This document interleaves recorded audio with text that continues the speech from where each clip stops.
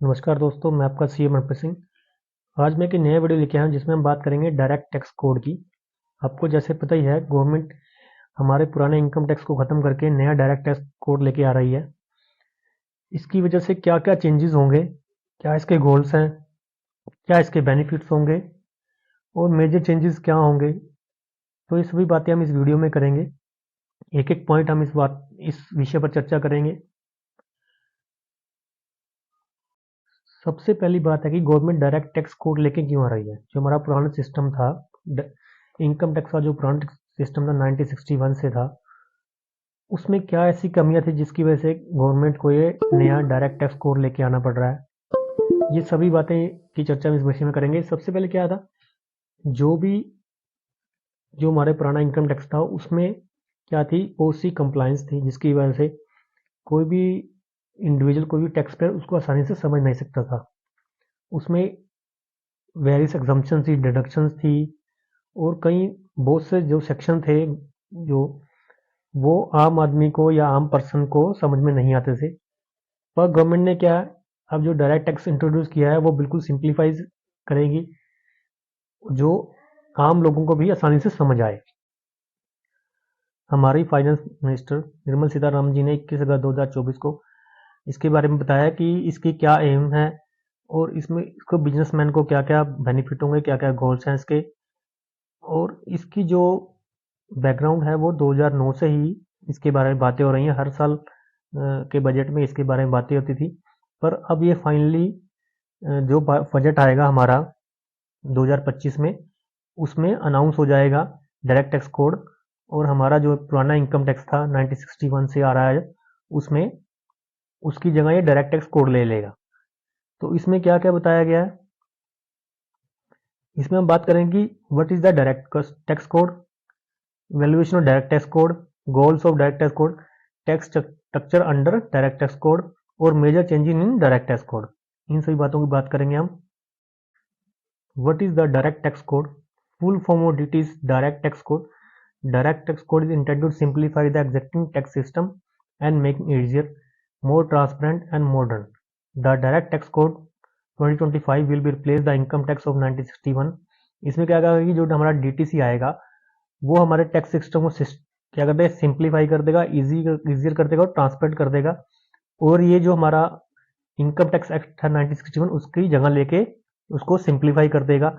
जो भी हमारे डायरेक्ट जो अब हमारे टैक्स में जो थी कॉम्प्लेक्सिटी थी, कोई भी जो भी एग्जम्पशन या डिडक्शन थी बहुत ज़्यादा रिडंडेंट थी, उनको हटा देगा और इसको सिंप्लीफाई कर देगा।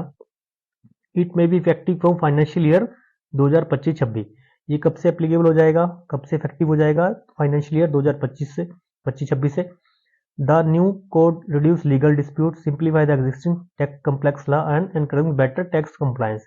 ये क्या करेगा, जो भी लीगल डिस्प्यूट होते थे उसको रिड्यूस कर देगा और जो एग्जिस्टिंग हमारे लॉ थे, उन जो कॉम्प्लेक्स लॉ थे उनको आसान कर देगा और टैक्स कंप्लायंस को बेटर कर देगा। अब हम बात करते हैं कि जो डीटीसी था उसकी क्या हिस्ट्री थी, वो कब से किन किन बजट में अनाउंस किया गया था। और सबसे पहले देखेंगे 2009 में इसका एक ड्राफ्ट आया था, जिसमें एक प्रपोजल आया था कि जो हमारा पुराना इनकम टैक्स एक्ट है उसको रिप्लेस करके डीटीसी लाया जाएगा। फिर उसके बाद 2010 में फिर रिवाइज डिस्कशन की गई थी, तो लोकसभा में ये बिल पास हुआ था और उसमें क्या किया था, डायरेक्ट टैक्स को इंट्रोड्यूस किया गया था और लोकसभा में बिल पास किया गया था। फिर 2013 में फिर इसको रिवाइज करके फिर जो भी इसमें लोगों की फीडबैक, शेयर होल्डर की फीडबैक, लोगों की फीडबैक ली थी, उसको फिर रिवाइज किया गया था। 2017 में किया गया था, 6 मेंबर टास्क फोर्स बनाई गई थी 6 मेंबर्स की, इसको न्यू ड्राफ्ट किया गया था इसको। फिर 2024 में क्या, फाइनेंस मिनिस्टर जी ने अनाउंस किया गया था कि इसको जल्दी ही लाया जाएगा। और फाइनली 2025 में क्या होगा, 2025 का बजट आएगा उसमें इसको इम्प्लीमेंट कर दिया जाएगा। तो ये हिस्ट्री से 2000 आपको जो दिख रहा है कि 2009 से ये डीटीसी के बारे में बातें चल रही थी, पर अभी तक ये एप्लीकेबल नहीं हुआ था। अब फाइनली ये 2025 में जो बजट आएगा उसमें इम्प्लीमेंट हो जाएगा। मेन पर्पस क्या है इसका ले आने का, इसके गोल्स क्या हैं, उसकी हम बात करते हैं। Simplified tax rule to make them easier to understand, मतलब क्या है, सबसे बड़ा तो इसका एक गोल है, जो हमारा टैक्स सिस्टम था उसको सिंप्लीफाई करेगा ये सबको समझ आए, जो भी इसके सेक्शन थे या जो भी इसके रूल रेगुलेशन थे वो आम लोगों को भी समझ आए। तो सबसे बड़ा गोल क्या था, एक टैक्स को सिंप्लीफाई करना। उसकी क्या बात था, जो हमारे टैक्स पेयर थे उसकी परसेंटेज को इंक्रीज करना, मतलब increase the number of tax payer from 1% to 7.5% of population, मतलब जनसंख्या का जो हमारी पॉपुलेशन है उसका 1% से 7.5% इसको बढ़ाना, की मतलब टैक्स पेयर ज़्यादा लोगों को इसके दायरे में लेके आना है जो टैक्स पे करें। उसके बाद क्या था, make it easier people to follow and comply with tax regulation, और लोगों के लिए इसको ईजियर, इसको आसान कर दे कि इसको लोग जो भी टैक्स के रेगुलेशंस हैं, कंप्लायंस है, उसको फॉलो करें और उसको समझें और समझ के उसका अच्छी तरह पालन करें, सभी रेगुलेशन का पालन करें, उनको समझें। और जो लीगल डिस्प्यूट थे टैक्स के उसको भी कम करें, क्योंकि क्या है, गवर्नमेंट इसको सिंप्लीफाई कर देगी जिससे ज़्यादा से ज़्यादा लोगों को टैक्स की समझ आ जाएगी और इससे जो भी लीगल डिस्प्यूट थे वो भी कम होंगे। अब हम बात करते हैं टैक्स स्ट्रक्चर क्या है डायरेक्ट टैक्स कोड के अंदर। सबसे बड़ा डायरेक्ट टैक्स कोड में क्या है, एक तो क्या है, टैक्स सिस्टम को आसान करेंगे जिससे ज़्यादा ज़्यादा लोग उसको फॉलो करें, और जो भी उसमें सेक्शन थे, जो कॉम्प्लेक्स सेक्शन थे, रूल थे, रेगुलेशन थे, उसको रिड्यूस किया जाएगा। और क्या किया जाएगा, मोर शेड्यूल, मतलब ऐड मोर शेड्यूल, और शेड्यूल्स को ऐड किया जाएगा जिससे लोगों के लिए क्या होगा, जो हमारा टैक्स सिस्टम है वो सिंप्लीफाई हो जाएगा और लोग ज़्यादा ज़्यादा उसको समझेंगे। दूसरे में क्या था, tax payer are classify either resident और नॉन रेजिडेंट। तो इस डायरेक्ट टैक्स कोड में क्या है, अब सिर्फ रेजिडेंट और नॉन रेजिडेंट ही क्लासीफाई होंगे टैक्स पेयर। जो हमारी टर्म थी जैसे resident, ordinary resident, non ordinary resident, resident but not ordinary resident, ये सभी खत्म कर दिया जाएगा। अगला क्या है, most deduction exemption are being remove to close loophole और stream the process making the tax pay system fair and more transparent. मतलब क्या, बहुत सी डिडक्शन एग्जम्पशन को रिमूव कर दिया जाएगा जो जिनकी वजह से क्या था, लूप होल बन जाते थे, तो उन सभी को खत्म किया जाएगा और टैक्स सिस्टम को ट्रांसपेरेंट किया जाएगा और ज़्यादा ज़्यादा फेयर किया जाएगा। तो अगला क्या है, टीडीएस और टीसीएस। मतलब टीडीएस क्या, टैक्स डिडक्ट एज सोर्स, और टीसीएस क्या था, tax collected as source, will now apply to almost all income. मतलब जो हमारा टीडीएस और टीसीएस था, अब क्या ज़्यादा से ज़्यादा सभी इनकम पर अप्लाई होगा, एंश्योरिंग मोर regular tax payment, helping prevent tax evasion. इसका क्या फ़ायदा होगा कि जो हमारी रेगुलर टैक्स पेमेंट होगी वो रेगुलर ही होगी, और जो हमारा टैक्स इवेजन होता था, मतलब लोग क्या करते थे, जो टैक्स बचाते थे गलत इंफॉर्मेशन दे के या कुछ प्रॉफिट एंड लॉस में या अपने अकाउंट्स में गड़बड़ करके, उसको कम किया जाएगा। उसके बाद क्या, कैपिटल गेन भी टैक्स है रेगुलर इनकम। जो हमारा कैपिटल गेन होता है लॉन्ग टर्म शॉर्ट टर्म, अब क्या हो जाएगा, उसको रेगुलर इनकम के द्वारा ही टैक्स लगेगा। जैसे हमारी सैलरी इनकम होती है, हाउस प्रॉपर्टी इनकम होती है, उनकी तरह ही कैपिटल गेन को भी टैक्स किया जाएगा। Which might be higher tax for some but is ensure all type of income are treat equally. मतलब क्या, अब सभी कोई भी स्पेशल इनकम नहीं होगी। जैसे अभी तो क्या होता है, हमारी स्पेशल इनकम होती है जैसे short term capital gain, long term का, इनको स्पेशल इनकम कहते हैं। बट डीटीसी में क्या होगा, इसको भी दूसरी इनकम के साथ ही रेगुलर इनकम मानी जाएगी और वैसे इन पे टैक्स लगेगा। अब मेजर चेंजेस क्या हैं डायरेक्ट टैक्स कोड में, क्या मेजर चेंजेस होंगे, removal of assessment and previous year concept. मतलब जो हमारे अभी तक क्या होता था, असेसमेंट ईयर और प्रीवियस ईयर का कॉन्सेप्ट था, वो डायरेक्ट टैक्स कोड में अब क्या होगा, उसको रिमूव कर दिया जाएगा। अब ओनली क्या होगी, फाइनेंशियल ईयर ही लिखा जाएगा। मतलब इसमें क्या लिखा है, code remove the term assessment and previous year, only term financial year will be applicable for tax filing.